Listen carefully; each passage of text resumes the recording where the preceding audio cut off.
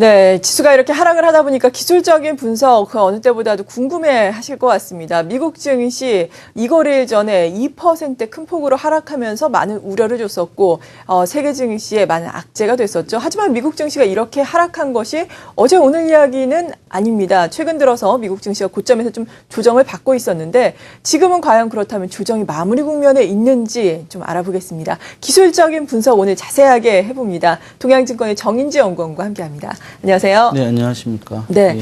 지난번에 이 방송에 출연하셔서 미국 증시 같은 경우에는 강세 조정이냐 아니면 혹은 깊은 조정이냐 갈림길에 있다라고 말씀을 해주셨는데 지금은 깊은 조정이다라고 평가를 해볼 수 있는 건가요? 가격 조정이 이미 진행이 됐죠. 예. 이제 강세 조정은 분명 아닌 거고요. 가격 조정이 진행됐으니까. 근데 가격 조정이 어디까지 진행될 거냐. 사실 그런 쪽에 좀 방점을 둬서 생각을 해야 될 것 같고. 아까도 김 부차장님 말씀하셨지만 네. 미국이나 한국이나 어떤 정상적인 수준의 조정이라면 거의 다가 아니라 거의 끝났다. 예. 그러니까 정상적인 수준의 조정이라는 전제를 깔아야 돼요. 그러니까 일반적으로 우리가 시장의 상황이 패러다임 자체가 여기서 변하지 않는 상황에서의 어떤 조정, 말 그대로 조정인 거죠. 뭐 그런 상황이라면 거의 끝났다라고 볼 수가 있고, 만약에 여기서 시장이 반등을 못 한다든지 추가로 하락을 하면 중요한 변화가 생긴 거라고 볼 수 있어요. 그러니까 뭐 그 변화라는 거는 어떤 우리가 생각하지 못했던 무슨 어떤 굉장히 좋지 않은 상황이 벌어진다든지. 네. 왜냐하면 시장이 먼저 움직이고 뉴스는 다음에 나오게 됐으니까. 지금까지 알려진 악재로 정도로 끝난다면 사실은 다 왔다라고 생각할 수 있는데, 그래서 이제 차트를 좀 잘 보셔야 될 것 같아요. 미국 시장 먼저 이제 차트를 보시면 주봉 차트로 봤을 때 제가 이제 거의 다 왔다라고 이제 말씀드리는 게 그 작년에 그었던 그 작년 이제 6월이랑 10월인가요? 저점 연결한 추세선이 위치한 가격대, 제가 지난번에도 이제 만약 가격 조정이 일어나면 1750 정도까지를 목표로 볼 수 있다 이렇게 말씀드렸었는데 예. 그 정도 수준까지 지금 왔습니다. 그래서 MACD라는 지표로 봤을 때도 MACD 오실레이터가 어느 정도 이전 바닥권 부분까지 왔기 때문에 만약에 조정이라면 뭐 이 정도에서 좀 끝나야 되지 않겠냐 생각이 되고요. 일봉 차트 보시면 좀 더 자세히 나타나는데, 보통 우리가 미국 시장이 최근에 이제 상승 시작하면서 작년도에는 121평선을 깬 적이 별로 없었거든요. 120평선 부근에 가면 거의 바닥이 나왔는데 지금 120평선 부근에 가가지고 뭐 급락하긴 했지만 그 이후로 양봉이 나오고 또 어저께는 이제 아랫꼬리가 길게 달리면서 하방형성이 강한 모습 보여줬습니다.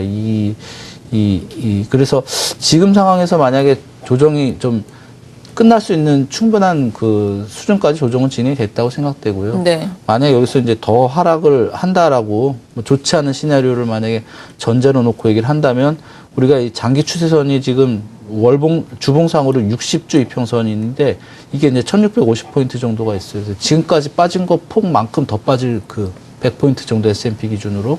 그건 뭐 최악의 시나리오니까 지금 뭐 얘기할 수 있는 상황은 아니고, 어쨌거나 네. 좀 바닥을 충분히 좀 가늠할 수 있는 상황 아니냐 생각이 되고요. 뭐 이럴 때는 최소한 단기 평선 정도 회복을 해줘야 바닥이 나왔다라 얘기할 수 있기 때문에, 미국도 뭐 바닥이 나왔다라고 얘기를 할 수 있는 상황은 아닙니다. 가능성에 대한 얘기를 할 수 있겠고요. 아마도 뭐 경제지표로 보면 뭐 주말에 발표되는 고용지표에 대해서 그렇죠. 좀 촉각을 갖고 있는 것 같은데, 그 정도 수준에서 아마 큰 문제가 없이 넘어가 주면 아마 시장은 좀 바닥을 어느 정도 확인하지 않겠냐 이런 생각이 됩니다. 네, 그러니까 주말에 발표되는 고용지표가 시장에 아주 큰 악재가 되지 않는다면은 지금 정도 수준에서는 지지대가 이루어질 것으로 보인다라는 말씀이신 거죠. 네, 코스피에 대해서 좀 이야기를 나눠보겠는데, 일단은 1800선대까지 하락을 했다가 지금 1900선대까지 다시금 올라오고 있는 양상이거든요. 지금 코스피는 어떻게 보세요? 예, 코스피도 아까 말씀드린 거랑 거의 비슷한 상황으로 보고 있어요. 그러니까 지금 일단 뭐 여기서 주봉 차트로 보면 이 120주 평선도 이탈했고 추가로 하락을 하긴 했지만 지금 뭐 작년 4월 저점 때 수준에 도달했었고, 요새는 낙폭이 계속 이제 좀 제한되는 이런 모습들이 좀 나오고 있었거든요. MACD도 오실레이터도 이전 저점 때 부근에서 어쨌든 뭐 바닥 찾기 과정 진행 중인 것 같고, 일봉으로 봤을 때 우리가 이제 급락이라는 개념을 어떻게 볼 수 있냐면 이격도라는 걸로 볼 수가 있거든요. 이제 보통은 60일 이평선 대비 주가 얼마나 빠졌냐 이런 식으로 얘기를 하는데, 지금 요 저점대가 약 95.2% 정도 됐었어요. 그러니까 60일 이평선이 100이라면 주가가 95.2 정도에 있다는 얘기인데, 일반적인 조정이라면 거의 최바닥 수준이에요. 95% 밑으로는 잘 안 내려가는데 예. 패닉이라는 게 있잖아요. 왜 한 2년 정도에 한 번씩 나타나는 예. 장이 굉장히 무섭게 빠질 때는 90% 정도까지도 빠지거든요. 그러니까 지금도 사실 뭐 PBR 지표로 보면 포워드 PBR로 한 배 정도가 이제 1900선 정도라고 보니까 아마 장부 가치 수준만큼 주가가 빠졌다라면은 뭐 사실 빠질 만큼 빠진 거죠. 그보다 주가가 나을 수는 없으니까. 네.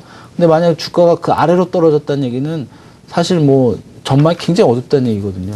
이제 그런 쇼크들이 한 뭐 2, 3년에 한 번씩 발생을 하는데 지금 우리가 1900선 정도에서 지지를 만약에 된다면 시장이 사실 그다지 큰 뭐 불안감을 갖고 있지는 않다라고 이제 생각할 수 있겠고 그러면 이제 당연히 반등음이 진행이 될 거고요.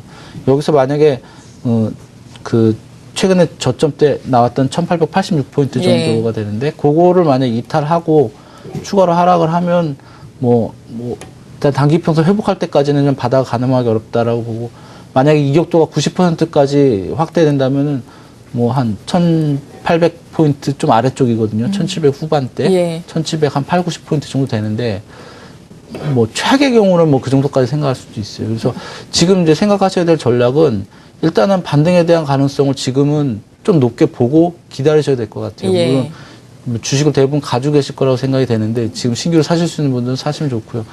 그러나 만약에 1886포인트가 무너지면 일단 포지션 좀 줄인 다음에 1800 초반대에서 매수기를 한번 잡아보셔야 될 것 같아요. 근데 이 급락을 하게 되면 빠질 때는 굉장히 괴롭지만 예. 또 급반등을 할 수 있는 계기라는 게 그렇죠. 생기거든요. 그러다 보면 어쩌면 시장이 이렇게 변동성이 확대되는 게 대응만 잘하면 단기적으로는 좀 손실인 것 같아도 중장기로 봤을 때 굉장히 좋은 기회가 될 수 있으니까 예. 지금은 좀 냉정하게 좀 대처하시는 때가 아닌가 이렇게 생각이 됩니다. 네, 일단은 반등 가능성을 열어두고 보자라고 말씀해 주셨습니다. 혹시라도 시장에서 깊은 조정이 나온다면은 그래도 또 매수의 기회가 될 수 있으니까 생각을 해보자라고 말씀해 주셨고요. 업종별로도 알아봐야 할 텐데 전기전자 업종이 최근에는 어떻습니까? 뭐 중요한 지지대라고 생각되는 데가 좀 이탈을 했어요. 그런데 주가가 예. 좀 많이 빠지긴 했는데 또 그 바로 밑에 지지대에 있어서 사실 이제 추가적으로 그렇게 악재가 될 가능성이 높지는 않다고 봅니다. 제가 요 바닥권 여기로 이제 지지되느냐 뭐 이런 걸 중요하게 봤었는데 이탈하면서 이제 주가가 낙폭을 키웠어요. 그러나 보시다시피 이제 그 바로 아래에 뭐 작년 그 7, 8월 저점대 지지대가 있고 지금 그 부분에서 이제 반등 시도가 나오고 있는 상황이고요. 화학업종 지수 같은 경우 4,000포인트가 중요하다고 제가 뭐 지겹게 말씀을 드렸는데 아쉽게도 이탈했습니다. 그래서 낙폭 확대했지만 또 작년 8월 저점대 부분에 또 도달해서 또 반등 시도가 지금 나올 수 있는 상황이고요. 운송장비 업종 지수는 그대로 그냥 박스권에서 1월 내내 갇혀있는 모습입니다. 그래서 하단선이 좀 지지되면 긍정적으로 볼 수 있겠다는 생각이 되고요.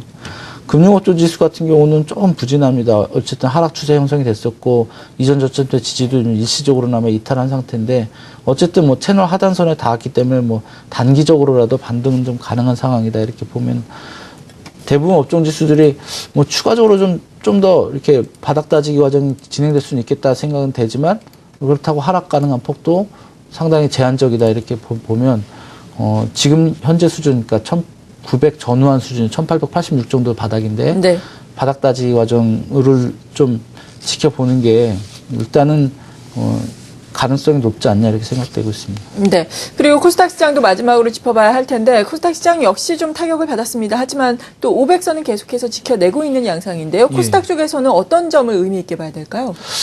말씀하신 것처럼 500선이 지지되느냐를 잘 보시면 될 것 같아요. 예. 그 주봉 차트로 보시면 우리가 이미 코스닥은 이제 하락 추세 계속 진행됐었거든요. 작년 중반부터. 네. 그래서 이제 하락 추세를 돌파하는 과정에서 어떤 진통이다라고 이제 이렇게 보시면 될 것 같고요.